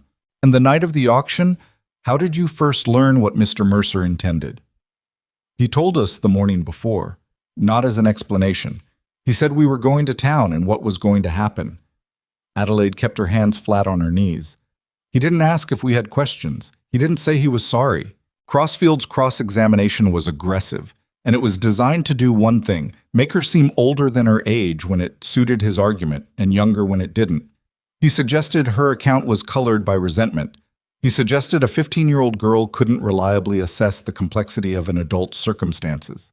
He suggested that Hale's ranch was isolating and that the girls had no frame of reference for what proper family life looked like. Adelaide answered each question the same way, directly, with specific facts, refusing to be moved into generalization. She had expected this. Eleanor had drilled her for this. Not for this specific case, Adelaide understood now, but for this kind of room, this kind of adversarial pressure, because Eleanor had understood what kind of world these girls were growing up into and had been preparing them for it the entire time. You're 16 years old, Crossfield said, finally, with the tone of a man playing his last card. You've been on an isolated ranch for 9 months, supervised by a man you barely knew, far from any established community. How can you claim to know what's best for your sisters? Adelaide looked at him. Because I have been knowing what's best for my sisters since I was 13 years old and there was nobody else to do it, she said. I know what Hazel needs to feel safe. I know how to talk to June when she's frightened without frightening her more. I know what Violet is doing when she argues. She's thinking, and she needs someone to argue back. And Mr. Hale figured that out in about 2 months. I know these things because I have paid attention every day for 3 years, and no one has paid closer attention to my sisters than I have, and no one has fought harder for them. The room was very quiet. My uncle looked at us, Adelaide said, and he saw a problem he needed to solve. Mr. Hale looked at us and saw 4 people who deserved better than what was happening to them. That is the difference. That is the only difference that matters. Crossfield had no follow-up. He sat down. Fenwick called Violet next. Violet sat in the stand with her back straight and her hands folded and her expression closed in the way it got when she was most serious, and she read from her written testimony in a voice that did not waver. Not the formal documentation Eleanor had helped structure, but the personal account she'd written herself, in her own words, about what those months with Doyle had actually been. She described the curtain across the doorway instead of a door. She described watching her uncle count their father's remaining money across a table and knowing, before he said a word, what it meant. She described the auction platform and the cold and the woman with the basket and the way Doyle had examined his boots while the bidding on June went up to $60. And then she described, in the same flat, undeflected voice, the first time she'd been allowed to contribute to a real decision about the ranch's operations, and what that had felt like after years of being treated as an inconvenience. He asked me to explain my reasoning, she said, not to repeat the conclusion, the reasoning, and then he disagreed with part of it and told me specifically why. She looked at the judge. No adult had ever bothered to tell me specifically why before. They just said no, or they ignored the question entirely. Hazel's testimony was different. Hazel cried, and she had known she would cry and had decided to do it anyway because, as she'd told Adelaide the night before, if the truth makes me cry, then me crying is part of the truth. She cried when she described being sick and Adelaide treating her with kitchen remedies because no one had sent for a doctor. She cried when she talked about the night of the auction and what it had been like to stand on that platform and understand that they might be split up. And then she collected herself with the visible effort of someone genuinely doing a hard thing, and she talked about the kitchen garden and what it had meant to plant something in ground that was hers, not owned by her, she said carefully, but tended by her, responsible to her, and watch it grow. "I know I'm 9, she said, directly to the judge, with the directness of someone who has been told their age is a reason not to be taken seriously and has decided to address it head on. But I know the difference between a place where you're a problem and a place where you belong. I've lived in both." June was last. She was 7 years old, and she sat in the stand too big for her feet not quite reaching the floor, and she was visibly scared and visibly determined in equal proportion, and the room watched her with an attention that was different from the attention given to the others. Quieter, more careful. Fenwick asked her gentle questions, giving her room to find her answers at her own pace. She talked about the horses, their official names and their real names, and the way Mr. Hale had never told her the real names were wrong, just that the horses already had other ones. She talked about the old mare and the fever, 2 nights of compresses and watching, and Walter teaching her how to check a pulse point on a horse's neck, and the morning the mare stood up and ate, and June had cried in a different way than she'd cried in a long time. "Why different?" Fenwick asked. June thought about it. "Before, I only cried when bad things happened," she said. "That was the first time I cried when something went right." She paused. "I didn't know that was a thing you could do." Crossfield did not cross-examine June. He conferred briefly with Doyle, and then he stood and said, "No questions," and sat back down. In the gallery, someone audibly exhaled. Closing arguments ran another hour, and Adelaide sat through them with the concentrated attention of someone who has used up most of their fear and is now operating on sheer focus. Crossfield was polished and logical, and he made the best case available to him, which was a case built on legal precedent and the default weight of blood relation, and it was a real case, and Adelaide listened to it carefully and found, with something like relief, that it did not shake her. Fenwick's closing was shorter. He walked through the evidence simply. The documentation, the testimony, the 8 months of measurable, observable growth. And then he said, "The question before this court is not whether Mr. Mercer is the biological relative of these children. He is, and that fact is not in dispute. The question is what obligation the law has to what is real and demonstrable over what is merely inherited. These 4 young women have built something in the past 9 months that cannot be assigned a dollar value and cannot be undone by a signature. The court has heard them describe it in their own words. I would ask the court to protect it." Judge Harlan retired to consider the case at 12:30 noon. He returned at 2:15. The courtroom had refilled in the interval. Word traveled fast in Grover's Bend, apparently, and the gallery was now nearly full. Adelaide sat at the table and did not speak to anyone. Hale was beside her, and she could feel the steadiness of him, the same way you feel warmth from something solid, not touching, just present. Harlan arranged his papers on the bench and looked at both tables for a moment before he began. His face had not changed. Still the active eyes and the closed-down face. But there was something in the deliberateness of his settling that Adelaide read correctly as significance. "I have given considerable attention to both the legal arguments and the testimony presented in this matter," he said. "I will address the legal argument first. Mr. Crossfield has made a reasonable case on the basis of precedent. The claim of incompetence at signing is thin, and the evidence does not adequately support it, and I am dismissing that component entirely." Crossfield's expression did not change. "The broader question of blood relative rights is one this court has historically given weight to. I have given it weight in this case as well." Harlan paused. "And I have found it insufficient." Adelaide felt the breath go out of her in a long, quiet exhale she didn't entirely control. "The testimony of these 4 young women," Harlan continued, "is among the most direct and coherent this court has heard in a matter of this kind. I am not in the habit of discounting the account of a child simply because she is a child, and I find that the accounts presented today are consistent, specific, and credible." He looked at Doyle's table, and something in his expression shifted into a different register. Not anger, but a very clear and deliberate weight. Mr. Mercer placed 4 minor children on a public auction platform in this county. Whatever the legal mechanism used to accomplish that fact, this court views it as a failure of the most basic obligation of a guardian, and it cannot be undone by subsequent regret or financial motivation. Doyle was looking at the table. Gideon Hale's guardianship is hereby confirmed as permanent, Harlan said. Mr. Mercer's petition is denied in full. The financial transaction of January 9th is upheld. He paused. I will add, for the record, that this court intends to bring this matter formally to the attention of territorial lawmakers, as the practice that precipitated this case, the public auction of minor children, is one that this court finds indefensible and that should not require a private individual's intervention to prevent. The room broke into sound. Not applause exactly. This was a courtroom, but the specific noise of 30 people releasing what they'd been holding. Adelaide sat very still in the middle of it. Beside her, Hale let out a breath she'd never heard from him before. Not a sound of joy or relief exactly, but the sound of something very tightly held releasing, finally, because it had been allowed to. Behind her, Hazel was crying. Violet was not crying, but her hand was gripping the back of Adelaide's chair so hard her knuckles had gone white. June, when Adelaide turned to look, was sitting with both hands pressed over her mouth, eyes wide, like she was trying to keep something enormous from coming out all at once. Eleanor, at the end of the row, had her hands folded in her lap and her expression arranged precisely, but her eyes were very bright.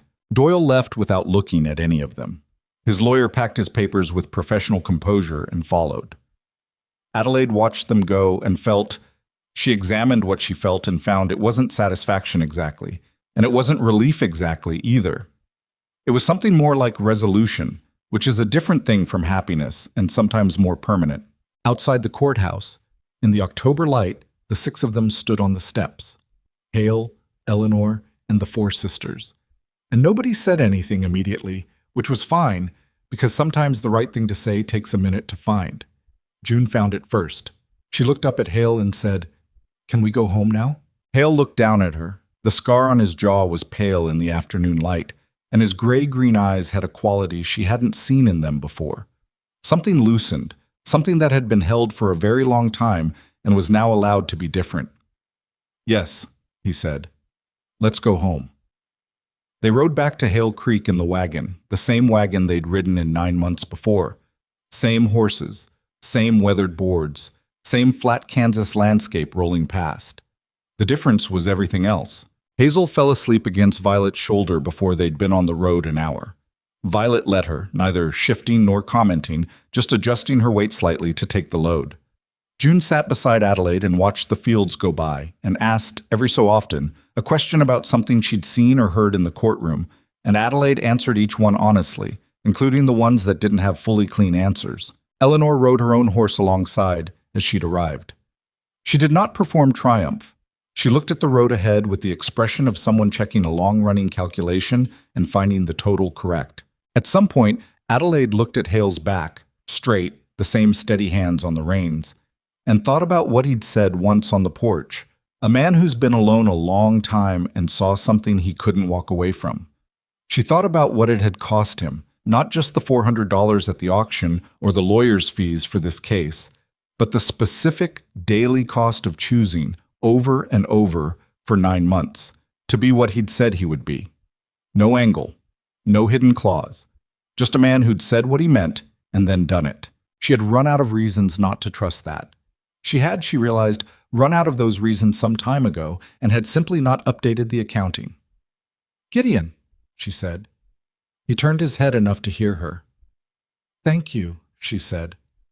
It was 2 words, and it was everything she could fit into 2 words, and she thought he understood that because he nodded once, facing forward again, and said nothing, and she found that to be exactly the right response. The ranch came into view at dusk, the kitchen window already lit because Walter had left a lamp burning. His own way of saying he'd been thinking about them all day. The horses in the paddock moved toward the fence as the wagon came up the track, recognizing the sound of it.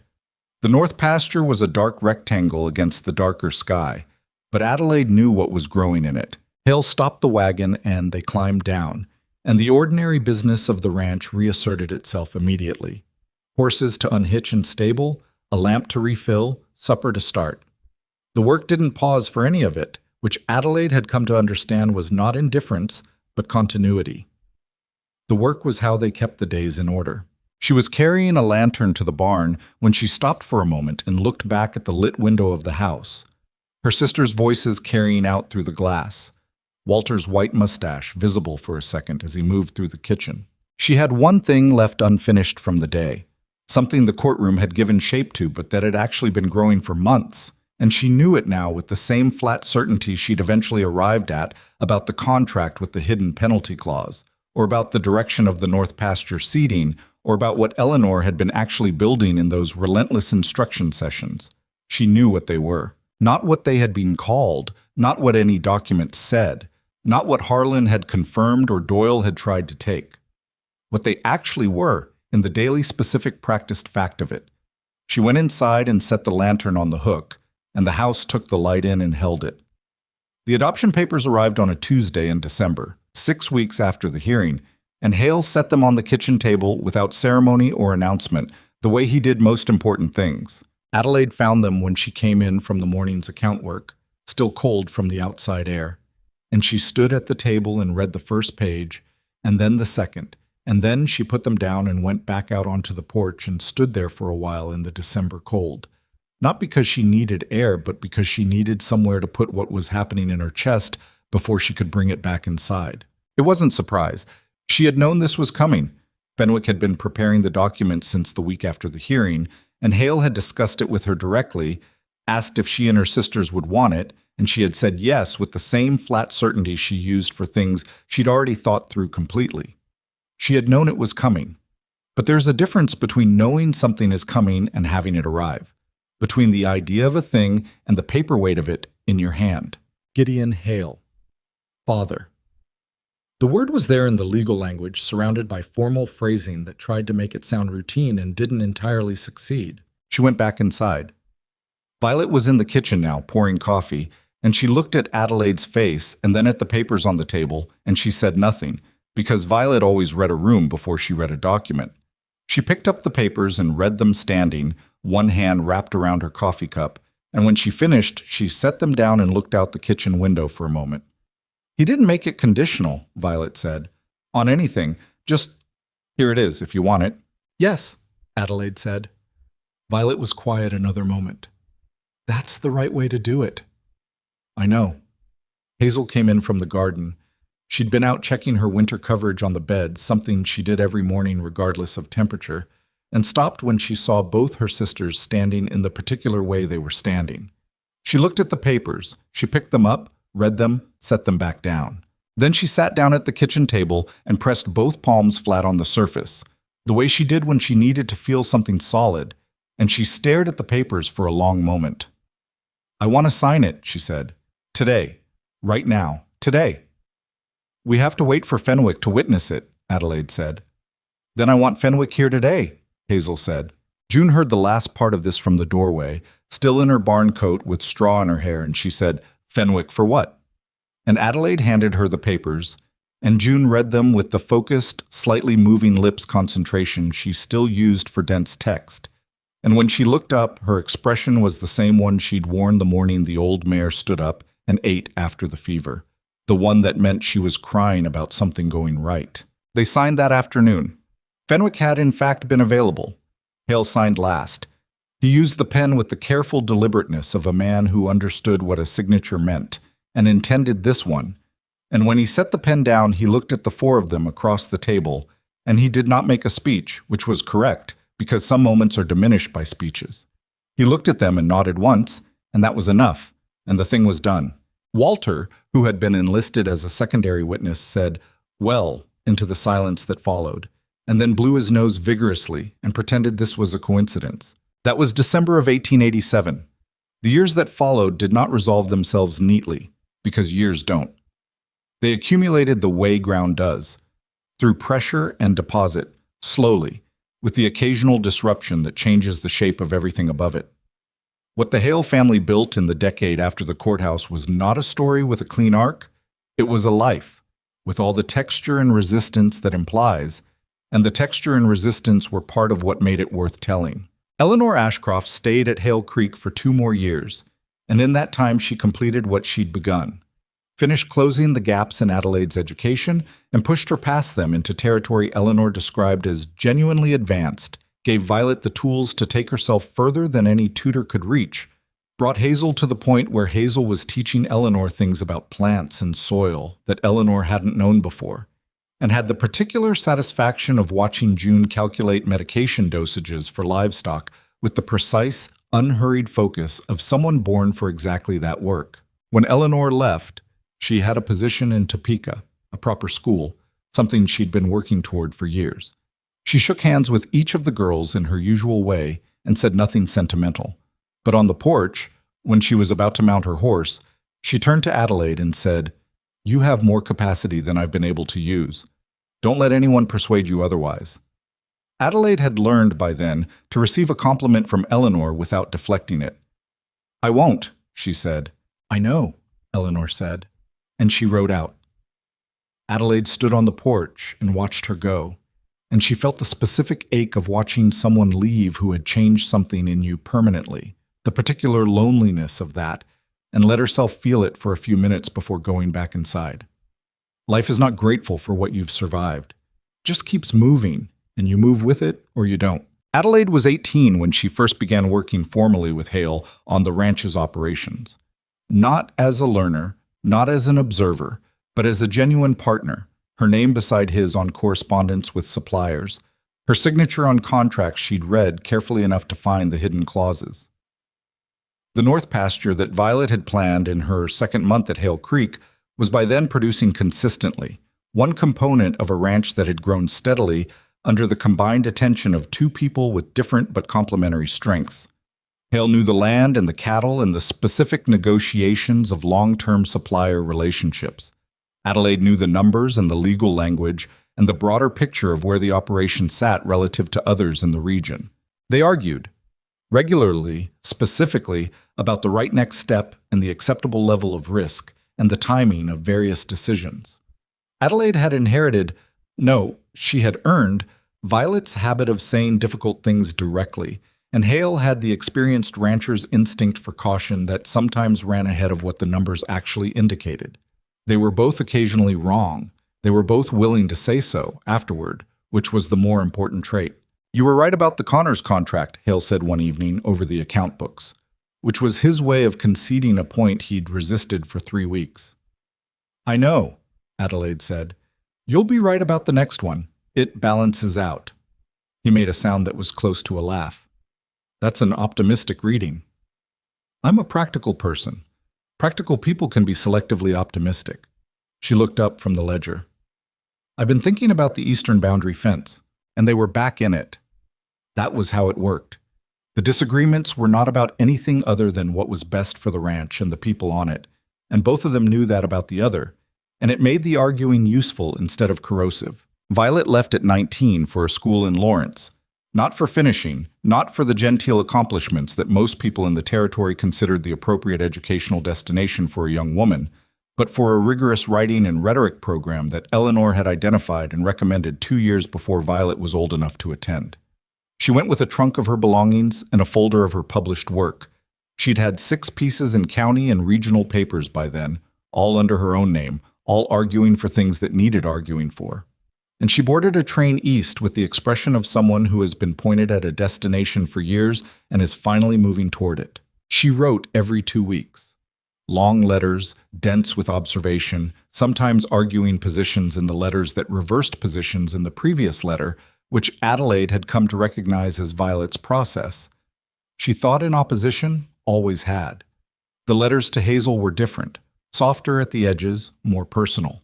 The specific warmth that existed between those two that had always been slightly different from the rest of the sisters' dynamics. To June, Violet wrote about the book she was reading because June was by then deep in the literature of animal medicine, and Violet was the only one in the family whose reading pace kept up with hers. To Hale, Violet wrote occasionally and briefly, and the letters were always about something specific.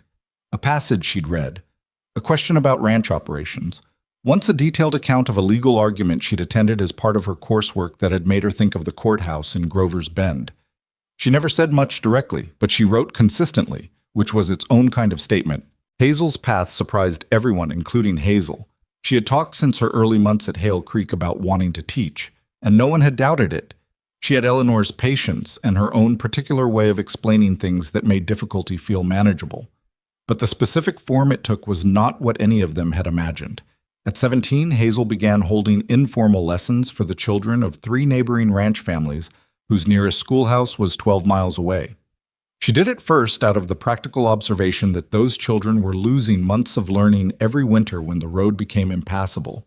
And then, as word spread, out of what became a genuine calling. By the time she was 20, she had convinced Hale and 2 neighboring landowners to jointly fund a small schoolhouse on the road between their properties.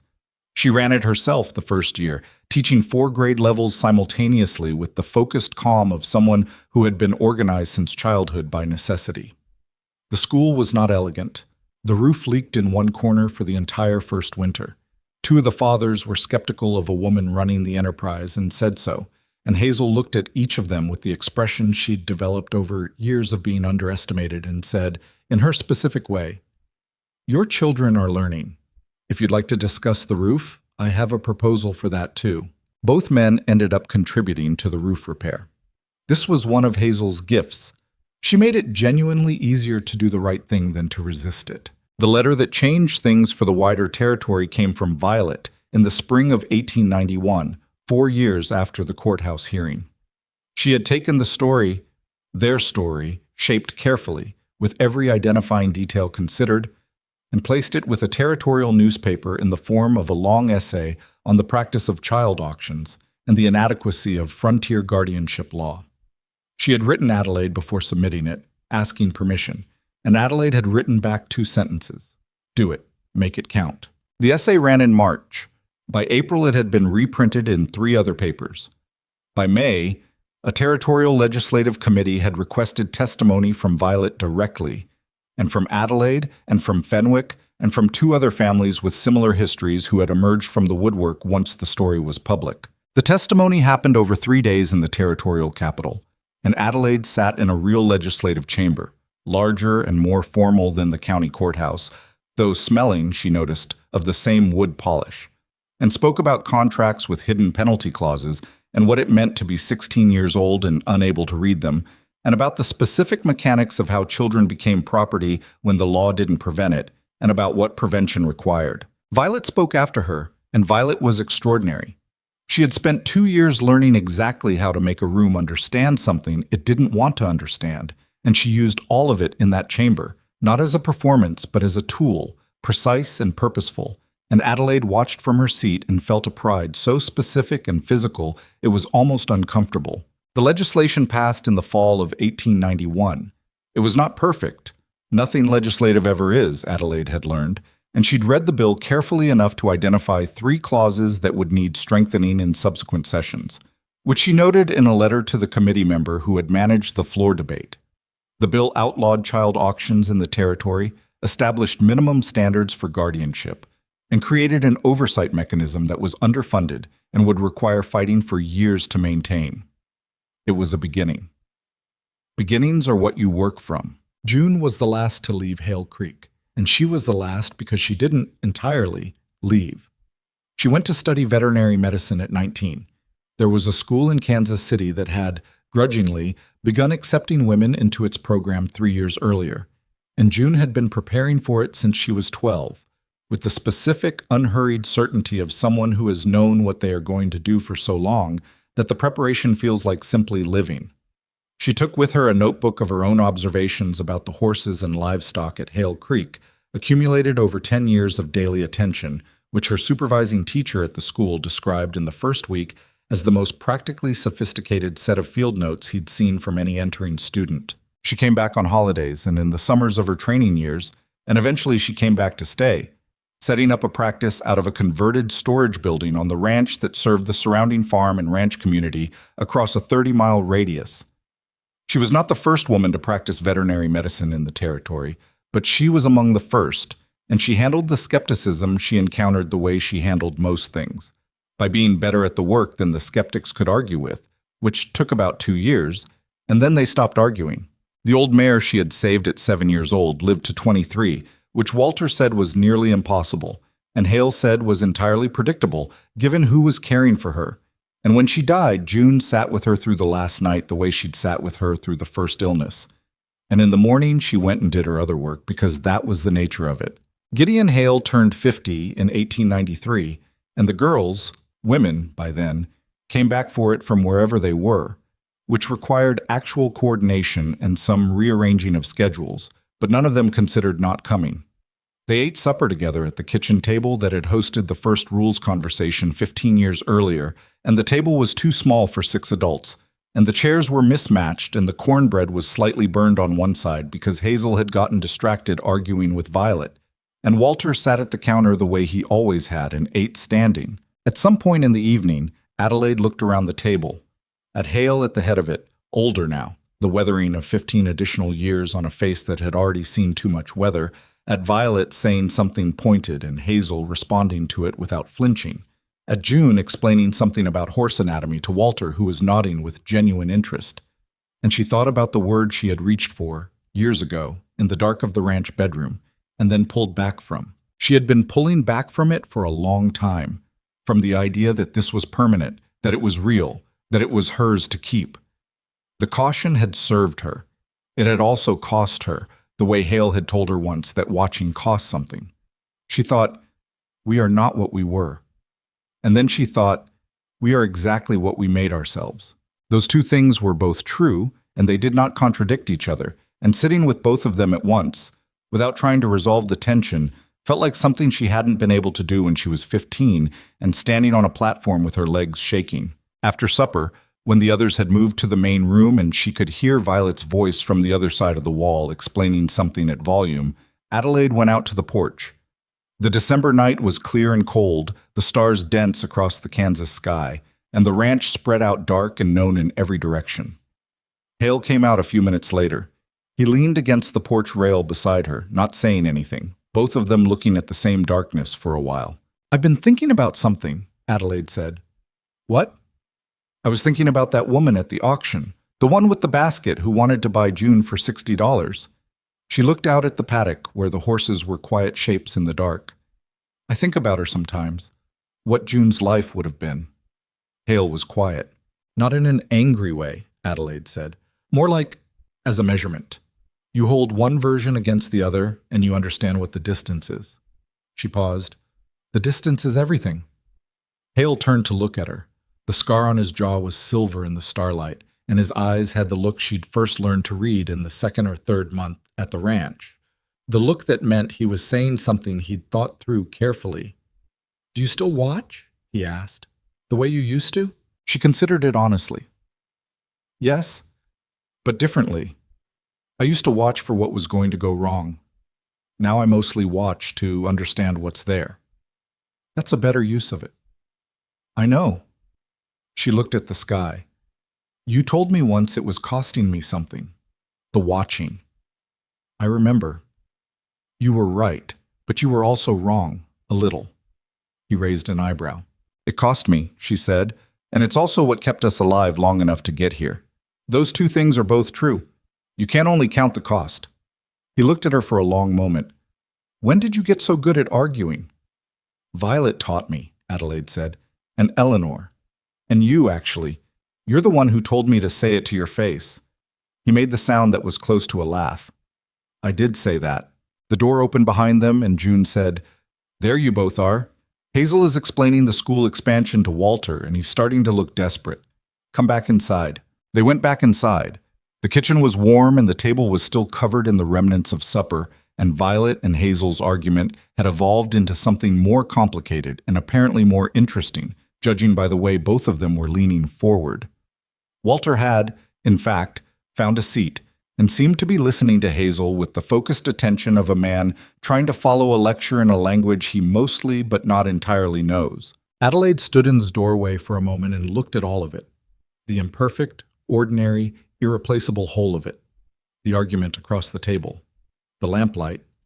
Her father's careful hands pouring coffee.